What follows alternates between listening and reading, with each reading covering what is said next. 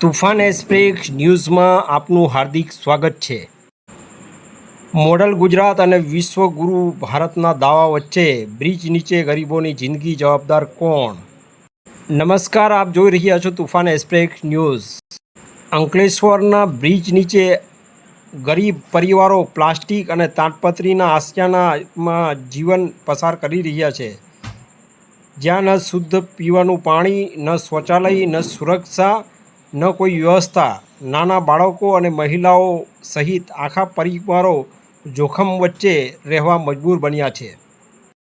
આજે મોટો સવાલ ઊભો થાય છે, જ્યારે આપણે મોડલ ગુજરાત અને વિશ્વગુરુ ભારત બનવાના દાવા કરીએ છીએ, ત્યારે શું આવી પરિસ્થિતિમાં જીવન ગરીબ પરિવારો સાથે આપણે ખરેખર વિશ્વગુરુ બની શકીશું? જો કોઈ ઝેરી જંતુ કરડે, અકસ્માત સર્જાય, આગ લાગે, કોઈ દુર્ઘટના બને તો એની જવાબદારી કોણ લેશે? શું તંત્ર કોઈ મોટી ઘટનાની રાહ જોઈ રહ્યું છે? વિકાસ માત્ર મોટા રસ્તાઓ, બ્રિજ અને ઇમારતોથી નથી માપાતો, પરંતુ સમાજના અંતિમ વ્યક્તિને સુરક્ષા, રહેઠાણ, સન્માનભર્યું જીવન મળે ત્યારે જ સાચો વિકાસ કહેવાય। આ ગરીબ પરિવારો પણ આપણા દેશના નાગરિક છે।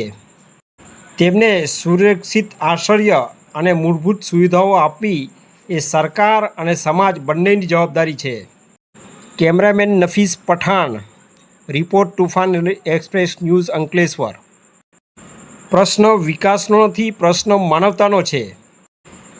ગરીબોને ન્યાય મળશે ત્યારે જ મોડલ ગુજરાત અને વિશ્વગુરુ ભારતનું સપનું સાચા અર્થમાં સાકાર થશે।